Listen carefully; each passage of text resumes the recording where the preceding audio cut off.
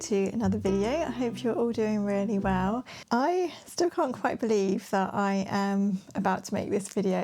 It still doesn't quite feel real, but in today's video I'm going to be showing you my brand new sewing room. I can't quite believe that I have a sewing room. It is still so new and so exciting to me. So full disclosure, I haven't actually properly worked in this sewing room yet. Well, I've done a few bits and pieces, but we're still very much newly set up. So what I'm going to be showing you today is how I've designed it and the kind of theory behind how I've put everything together, where I've put things, why I've done it that way. It's kind of the intentional setup in the hope that it's going to work for me, but I haven't tested it properly yet. So I think what I'm probably going to do is come back to you in a few months' time and just share with you again what really is working, maybe what isn't working, and maybe anything that I've tweaked or changed since I spoke to you today. So before I get into the video, I just want to say that I feel extremely lucky to have this space now.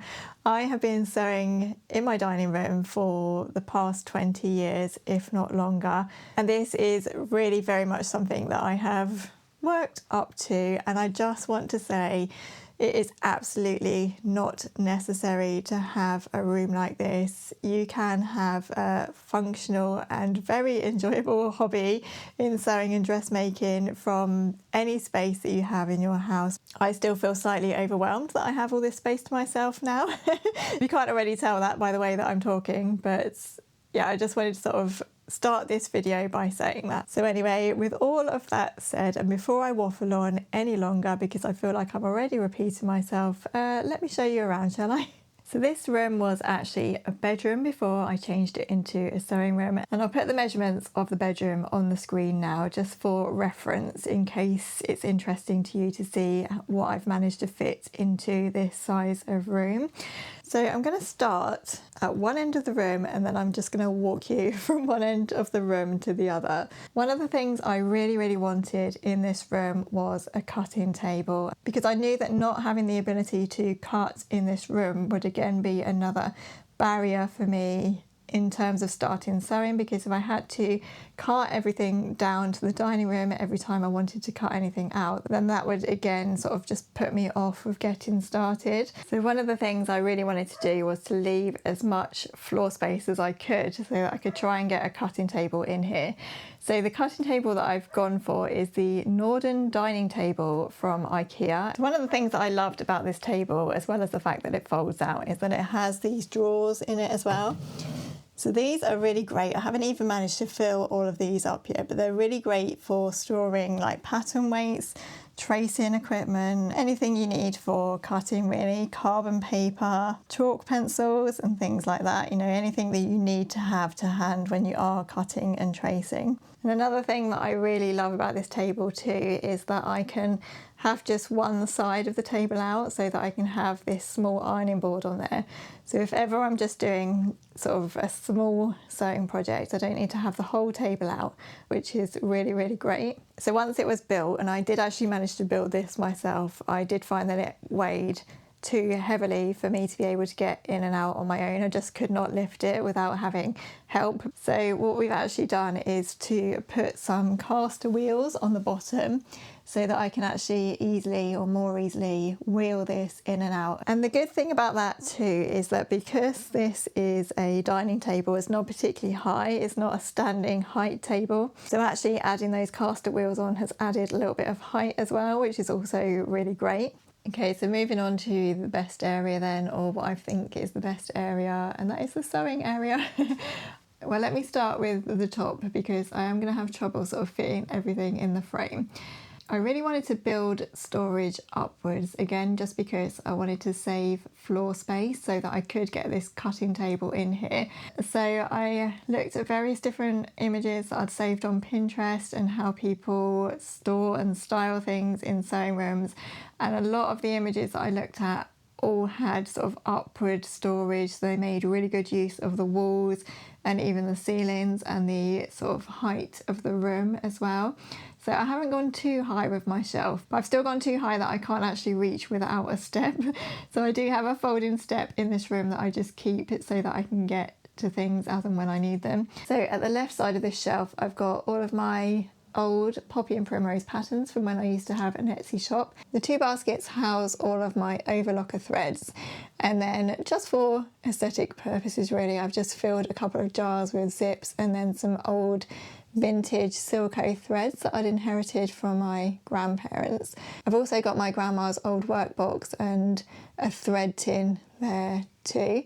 And then my tailor's ham, my tailor's clapper, another tin of buttons, and then 3 more inherited tins of buttons and notions and things like that, that to be honest I've just put up there because I thought they looked pretty. And then I absolutely love the look of these pin boards. So these are the Skadis pin boards from IKEA, and these come with so many different storage options. So I played around with a few different options. First of all, I went for these things and I bought quite a few of them, but then in putting the pin board together, I quickly realised that actually the most useful storage things were these glass ones. So these kind of pull out from the wall, so they're really good for storing things that you need and that you need to see easily as well. So I've got machine needles in those, then some buttons, and some of them I haven't even filled up yet. There's some more buttons. I've got my fabric markers there as well. And then IKEA also have these hooks that you can hook onto the pin board, so I've just hooked up all of my scissors and things that I use all the time when I'm sewing too. And then I have my Pattern Master, and I've got my Pattern Master ruler there because I use that all the time as well. And then I also, from IKEA, this is the Alex desk system. So with the Alex desks, you can actually build them however you want them really. I think the longest desk length they have is 2 meters, and that's what I've got. So you buy the 2 meter desk piece that goes on the top, and then you can actually build downwards in whatever format you want really. So I've gone for these drawers. You could have a cupboard, I think, which doesn't have any drawers in it. So it works really nicely because I've got my sewing machine one side of those drawers, and then I've got in that basket there is my patchwork. So any kind of project that I've got on the go, I'm going to try and keep in there. And then that basket as well is also housing scraps. So I've been doing a little bit of patchwork and things like that, and I've just been putting all of the scraps into that basket so that if ever I need them for my hexie quilt or anything, I know they're in there and they don't go in the bin. I've also got my first ever cut out garment sewing project here ready to go. My workbox in the middle, which is still broken, but I don't want to get rid of it because I love it. And then my overlocker here, so I can kind of scoot between sewing machine and overlocker. There is a little bit of mess under the desk still, so again this is works in progress. I've got a couple more quilt projects that I'm working on, and then I've got my Babylon leather bag there, and then that at the bottom is my hexie quilt that I'm still working on. At the moment that is the best place that I can find for works in progress, but it does look a little bit messier than perhaps I would like. But then I need to not think about mess in that way because this is a functional working space. It's not all about aesthetics. Put you back on the proper tripod because I was just going to show you what's in my drawers at the moment. So these drawers are bothering me a little bit because they're not as organised as I would like them to be, but I'll show you what's in them. And if you can think of any way that I could better store things, please do let me know in the comments because I'd love to know. So because these drawers are quite narrow and thin, you are kind of limited to what you keep in them. So on the top drawer at the moment, I've actually got nothing.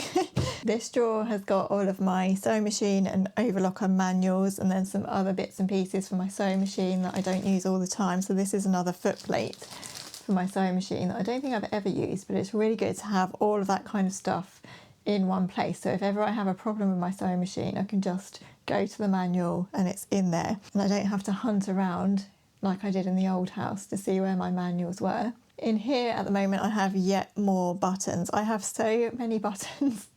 I just can't believe the amount of buttons. When I came to sorting everything out, I just could not believe the amount of buttons I actually had. Inherited buttons and buttons that I've bought myself. I have a couple of these kits that I bought from Amazon. So there's been times in the past where I've really just been in need for black or white buttons, and Amazon do plastic buttons really cheap. So if ever you want just plain black or white buttons, then I would recommend Amazon. They're not the best quality, of course, because they're just like generic plastic, but they do the job if ever you are in need of a black or white button. I also bought these from Amazon quite a few years ago now, but these are shank buttons, so they don't go on everything. They're quite good for knitwear and anything that's a little bit thicker. Some sort of novelty buttons that I had when the kids were little that I still have and keep just in case I ever need them. Also have quite a few self-covered buttons, and then some vintagey buttons as well that I picked up from a vintage fair quite some time ago. This has even more buttons and then some zips. So these are sort of bulk buy zips that I use in my sewing workshops and things, so they just live in there at the moment. And then a Cath Kidston thread tin that I had as a gift once and I love. It's really good if you ever just need a random bright colour. And then at the bottom, another thing I realised I had absolutely loads of was pom-poms. I have tons of pom-poms. I think I went through a phase of not being able to find a really nice fluffy pom-pom for knitted hats, and now whenever I see one I just tend to buy one. And when I came again to go through all of my stuff, and this is another reason why I needed everything to be together, because I kept buying things I didn't need, yeah, just found out that I had loads and loads of pom-poms. One thing I really love about this room is how lovely and bright it is, and you might not be able to tell that on camera because the camera will probably dull out how bright it is, but it has a really nice big window and it gets so much sun in the afternoons. It's really lovely and it just warms the whole room up. So I get a really good amount of light for sewing in this area as well. I think when it comes into winter time, I might actually think about getting a Serious Readers desk lamp or something to go in the corner there. My other Serious Readers light is staying downstairs because it's much better for sort of knitting in the evenings and things like that. But yeah, I think when it comes to when it does get really dark early in the evening, I might need to think about other lighting options, but for the time being, it's just so lovely and bright. I love coming in here. So going past the window to the other side of the room, this is another Alex desk system, but this one is for computer work and things like that. So this is the shorter desk. I think it's 1 metre or just over a metre. And I've got the double drawers on either side of the desk. And then the chair is also an IKEA chair. It's on wheels. So the plan was that I would be able to sort of move between desks, all three sort of areas of the desks without getting up, which sounds very lazy, but obviously you don't want to be getting up and down all the time. But I am finding that the chair is not scooting very easily on this new carpet again. I think over time as the carpet wears down that will hopefully get easier, but at the moment I'm having to sort of shove the chair along. So my plan for this area is that I'm going to do all of my computer work over here, and then I found this really lovely William Morris print when I was unpacking as well, so I just framed that and put that up there because I thought that went really nicely and went really well within the room. And then for decoration, you'll see as we go around the room, I've just found all of my Studio Seren toys that I made for my daughter's room because I'm probably more interested in them now than she is, which is kind of sad. So this shelf, again another IKEA shelf, is housing all of my PDF patterns and my larger patterns. I really struggled with pattern storage for anything that wasn't a normal pattern envelope size. So with PDF patterns, obviously they're quite big normally, aren't they? And I was struggling with a box big enough to sort of fit the patterns in. So again, these are from IKEA and they are pretty much A4 size or just over A4 size. So I have all of my sort of patterns and pattern pieces and anything that's spreading out of a pattern envelope in these plastic folders, and these are A4 size. So I've tried to keep these together in some kind of order. So in this basket, I've got all of my dress patterns and then skirts as well. And then in my other baskets, I've got tops and blouses. And then in my third basket, I've got coats and toys and accessories and anything that doesn't fit into the skirt, dress or top category, basically. So I've tried to keep them in some kind of order. I think, again, as I sort of go through and actually sew and work in this room, time will tell whether or not I have these patterns in the best order, and I actually still have some patterns stored in larger zip folders, things like coats and things that won't actually fit into these A4 size baskets.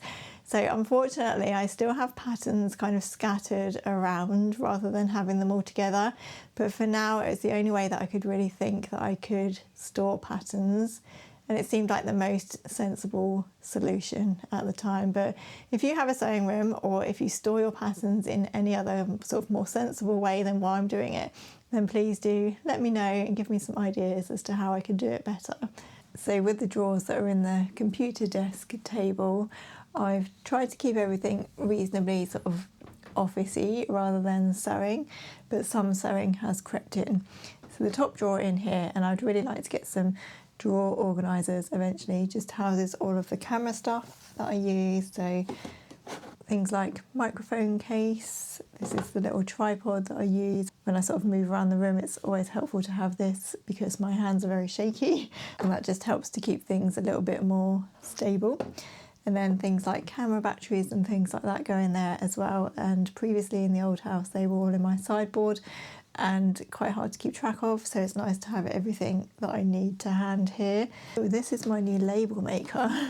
So if you watched my home video that I did recently, I said about getting a label maker for labelling things around the house because I am a bit of an organiser. I like to organise things. So I did actually end up buying a label maker. I haven't used this that much so far. I'd heard good things about the Nimbot label makers, and I just got this from Amazon, and I have used it for a couple of things and it works really nicely. It comes with an app on the phone. I still need to play around with it and get it to be a little bit more user friendly, but I think this will definitely come in handy for things around this room as well. So this drawer has got all of my other PDF files and patterns that I couldn't fit in those baskets on the top shelf. So these are things like, this is a jumpsuit for example, so all the pieces of this pattern are quite large, and I needed a large A3 pattern envelope or zipper file to fit all of those bits in. So at the moment, anything that's too big to go in those baskets is in here, but I feel like that's not the best solution for long term because I'm still not going to have everything together, but at the moment I don't quite know what I can do about that. This side is a little bit more sort of admin-y. So I've got receipts and things that I need to keep in here for accounting, a cloth, some freezer paper, which I used for some while when I had my Poppy and Primrose shop just for printing text onto fabric. Freezer paper works really well. That's probably a story for another day. Glue guns and letter templates and things, again mainly from my old Etsy shop days, but I wanted to keep them. Leather punches and tools in that drawer. And then my Mumban pattern printer as well. So over here, next to the computer desk, I've got an old Billy bookcase, which was actually from my son's bedroom. And this has, well, I've tried to make it pretty, really. Pretty and practical. So at the top there, I've got some old magazines that I've kept, some Burda magazines, just that have things that I'm still interested in. And then I've got my Tilda toys just sitting at the top there that I made years ago for my daughter. That Laura Ashley box has got some trimmings and ribbons and things in that I always, if I ever get any ribbons or anything, or if I keep ribbons from any garments, or you know, you get those hanging ribbons that I sometimes keep, I just chuck them all in there. And then I have these plastic trays, again from IKEA, and I wanted to keep all of my sort of pretty patterns that I have in envelopes in these. So this one has all Tilly and the Buttons patterns in, and I actually have so many Tilly and the Buttons patterns I couldn't fit them all in this tray, so there's some behind that as well. And then further down here I've got some of my sewing books. I know that I've got some more sewing books actually that haven't appeared from the move yet. And then I've just tried to keep things pretty with my other pattern trays as well. So the Sew Over It vintage patterns down there, I just have kept all of my Sew Over It vintage looking patterns all in one box, and I just think they look really nice and really pretty, and I wish they still did those pattern envelopes. And then down on the bottom one I've just got my camera lights, and I'm not sure if I'll still need to use those in this room or not. I always had to use them in the dining room of the old house because that room was quite dark. But obviously I've got much more natural light in this room. So we'll see whether or not I need to use those, but it probably won't really become clear until I start to edit things and realise that things are looking a bit too dark. This corner is a bit of a work in progress at the moment. At the moment I've just got those fabric rolls, which I showed you from when this room was an absolute tip. So at the moment I'm not sure whether to leave those there because they look quite nice, or to take the fabric off and store it differently and then put my dress form in here. Having the dress form in here will take up quite a lot of room. It seems a shame not to have it in here, but at the same time I don't actually use it that much, so it would be taking up quite a lot of space for something that I don't actually use that much. So I might actually just leave that in the spare room if there's room and just get it out as and when I need it. And then this unit you'll recognise because this is what I used to have in my dining room. So I've just inherited an extra Kallax unit from IKEA. We were kindly left this by the people that used to live here. So the one that's over on the right side is the one that I have inherited, and that actually at the moment has knitting stuff. So loads of yarn, knitting books, and my blocking mats and things are at the bottom there. And then in these bins, the larger one I've got tripods and lighting tripods and things, and then in the smaller bin I've just got loads of tracing paper. Can you see how the light's coming around now? It's quite late in the afternoon, you can see me in the shadow. So at the moment this still houses all of my fabric. So what I've tried to do is, I realised when I came to put all these baskets back together, I wondered why I had one space spare in this unit, and of course it was because I used to keep my sewing machine in one of those gaps when it was in the dining room. So with the gap that was in this unit, I've rolled up all of my fabric that I have ready to go. So this little pile of fabric is all fabric that I have vague plans for. So I've rolled it all up and put it in there just so that I can see it, so that hopefully it will inspire me to get on with sewing and to get on with using this fabric. And also it's obviously really good just to see what I have. If I do ever feel like sewing, I know what I've got, or if I ever want to sew something new, then I know what fabric I've got. So at the moment that is like my workable stash, I guess, and I'm going to try and keep that under control because, as I've mentioned before, I don't always like to have a big stash of fabric. It can make me feel quite stressed, so I'm going to try and keep it as contained as I can within this square. So I also have though some other baskets. So this one has sort of more upholstery weight fabric, so I've got this really thick stripy canvas fabric which might actually be good for a nice summer tote bag or something. And then I've got a twilly kind of fabric, I can't remember why I bought that, and then some remnants from my daughter's old blinds and things. So that's what I would probably use more for homeware and projecty things rather than garments. This one is all of my jersey ribbons and things. I have quite a lot of ribbing, so if ever I'm making a sweatshirt or a t-shirt, I can come to this box and I know that that's where all of my ribbings are. This one has interfacing and linings and things. This is similar really, I haven't changed a lot from how it was in the dining room before. I've kind of kept things as organised as they were because that was working quite well. This one has got fusible fleece in at the moment because I'm making a lot of project bags and zipper bags and things, so I'm using quite a lot of fusible fleece and wadding, and that takes up a surprising amount of room because obviously wadding and fusible fleece is quite voluminous so it's hard to store it out of the way.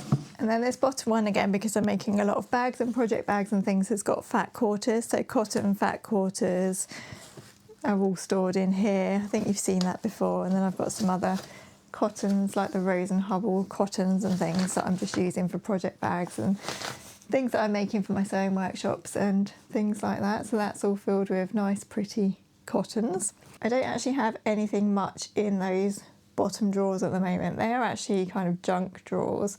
I'll show you just in case you're interested. So really, if there's anything in here that I haven't found a place for elsewhere. So I've got bits of my dress form, a tin that I haven't used yet, some fabric glue, and then some random bits of tracing paper that I don't really want to get rid of just in case I can use them. A bias tape maker set which I can't get on with but I have kept. And then some patchworky bits and pieces and templates and things that I don't use very often. This box has knitting patterns and then a leftover knitting bag that I'm not using at the moment that I can use for other projects. If it's ever interesting for me to go through all of my knitting patterns with you, then do let me know. So if knitting is interesting and you'd like to see all of my knitting patterns, then do let me know. Oh, this one is a little bit of a messy one. So I had a box at home of random crafts, so not anything that I particularly do anymore, things like embroidery and cross stitch and things, so I've shoved all of that in here. So this box here is many years old and it's filled with embroidery threads. So now and again I do some embroidery or cross stitch, so I don't want to ever get rid of it. And it's really handy sometimes if ever I'm embroidering like a name or something onto Christmas stocking or something that I'm making, because often I will have the colour that I need in here, and they're threads that I've saved from previous projects as well, like cross stitch projects and things. This box has all of my spare yarn in, so I've been very minimal with my yarn.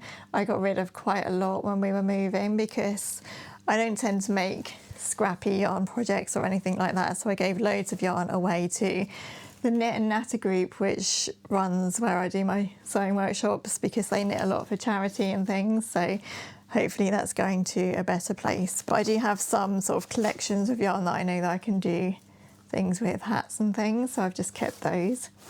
Very neutral colours, as you can see. And then in this Rowan box down at the bottom, I've just got all the yarns that I've been kindly sent by Rowan. Ooh, whoops.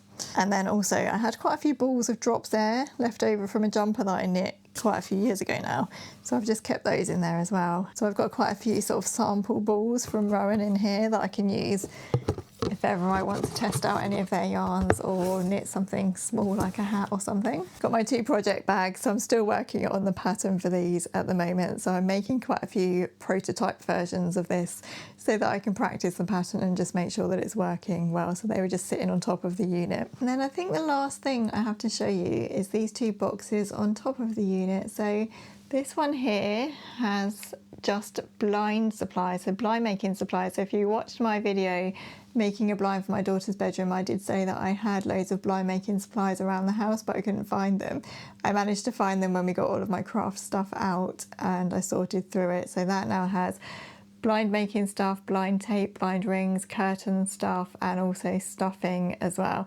And then this basket next to it is housing fabric scraps.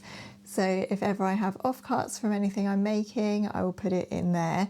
And then I really try to go through that basket every so often and just make sure that it doesn't get out of control. I don't want it to start spilling over that basket. If it gets too full, then it needs to be cleared out, and I need to get rid of some. And I do have a lady who takes my fabric scraps because she has a crafting group, so at least I know that they're going to a good cause. But yeah, it's really handy to have that because I cut something out yesterday and then with the scraps I just put them straight into that basket, and I know that I have my scraps there if I need them while I'm making it, but yeah, they're out of sight and they're not messy.